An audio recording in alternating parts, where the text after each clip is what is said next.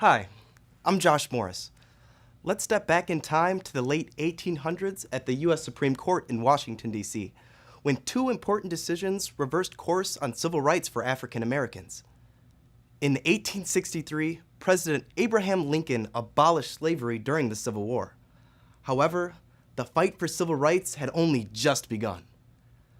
A big advance came 12 years later when President Ulysses S. Grant signed the first Civil Rights Act, which outlawed racial segregation in public places such as theaters, inns, transportation, and juries. 8 years later, in 1883, the Supreme Court voided the civil rights law. Then, 13 years after that decision, in 1896, the Supreme Court ruled against civil rights for African Americans a second time in Plessy versus Ferguson. The case came about when a biracial train passenger, Homer Plessy, was ejected from a car for whites only.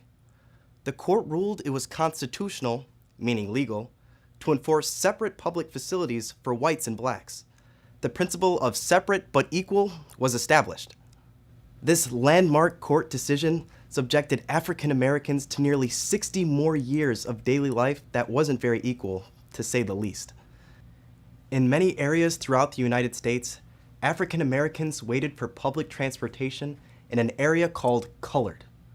Once on the bus, they sat in the back. When drinking from a water fountain or using a public restroom, there were two options. One marked colored, and one marked white. At many lunch counters, they couldn't get served. Public swimming pools, public libraries, often off limits. African American children often attended their own schools, separated from white children. These rules amounted to racial segregation, or physically separating races, with African Americans often in inferior facilities. If you violated these rules, you could be arrested under various state statutes and municipal codes known as Jim Crow laws. These laws were cruel, unjust, and prevented many African Americans from advancing socially and economically. By the 1950s, the National Association for the Advancement of Colored People, the NAACP, began challenging the separate but equal doctrine with lawsuits. The most famous one involved Oliver Brown, whose daughter, Linda, was denied admission to an all-white elementary school in Topeka, Kansas. The case, called Brown versus the Board of Education, went all the way to the Supreme Court. The court's decision ruled that segregation of public schools violated the Equal Protection Clause of the 14th Amendment to the U.S. Constitution. Separate but equal had to stop, and schools would need to be desegregated, meaning whites and African Americans would go to school together. Despite this huge historical win, the fight for desegregated schools and other civil rights was far from over. 1 year later, in 1955, a number of events would propel the civil rights movement forward again. A 14-year-old African-American boy named Emmett Till from Chicago was traveling to Monet, Mississippi to visit relatives. While there, he stopped in a small grocery store. The shop owner's wife said he flirted or whistled at her, a claim that's been disputed. 4 days later, Emmett was beaten and murdered.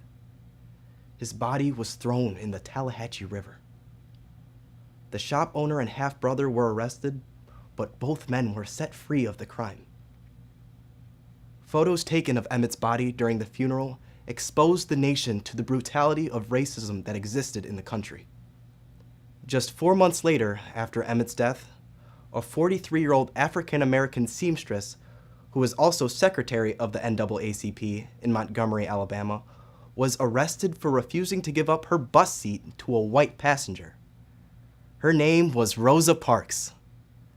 A few days later, African-American leaders in Montgomery launched a bus boycott under the leadership of a 26-year-old pastor named Dr. Martin Luther King Jr. During the year-long boycott, African Americans were subjected to harassment, intimidation, and violence. But it led to a 1956 Supreme Court decision that banned segregation on public buses. It also brought Dr. King into national prominence. By 1957, school boards began making plans to desegregate schools. 9 African American students, known as the Little Rock Nine, were scheduled to attend the white-only Central High School in Little Rock, Arkansas. To ensure their safety past a crowd of threatening protesters, President Dwight Eisenhower federalized the Arkansas National Guard. The event captured national media attention. That same year, Congress passed the Civil Rights Act of 1957 to protect voter rights for African Americans. It also created the Civil Rights Division in the Department of Justice to enforce the new law.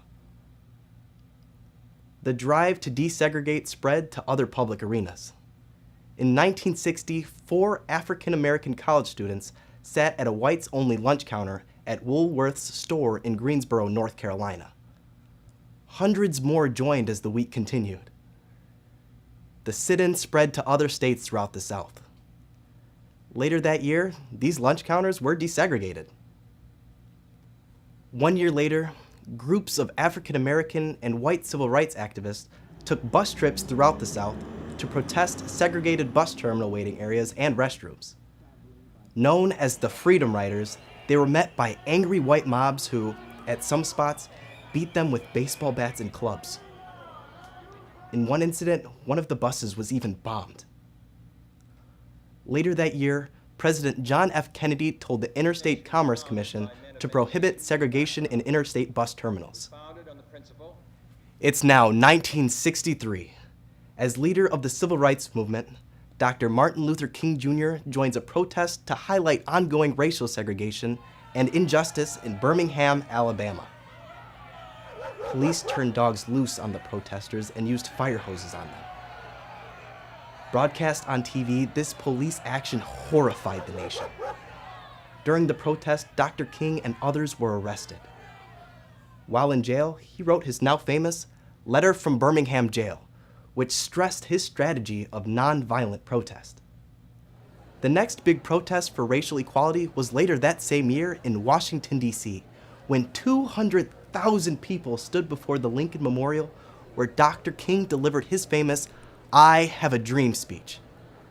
Dr. King won the Nobel Peace Prize the following year.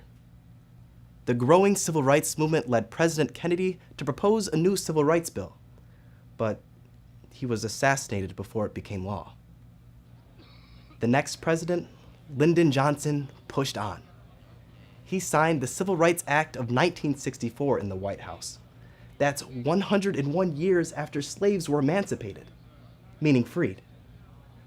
The new law prohibited discrimination in the workplace and at public facilities and agencies receiving federal funds. It also strengthened prohibitions on school segregation and discrimination in voter registration. But the fight for civil rights didn't end there. In 1965, a peaceful march from Selma, Alabama, to the state's capital in Montgomery began.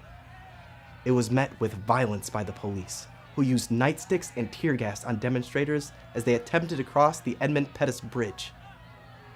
17 protesters were hospitalized in what became known as Bloody Sunday.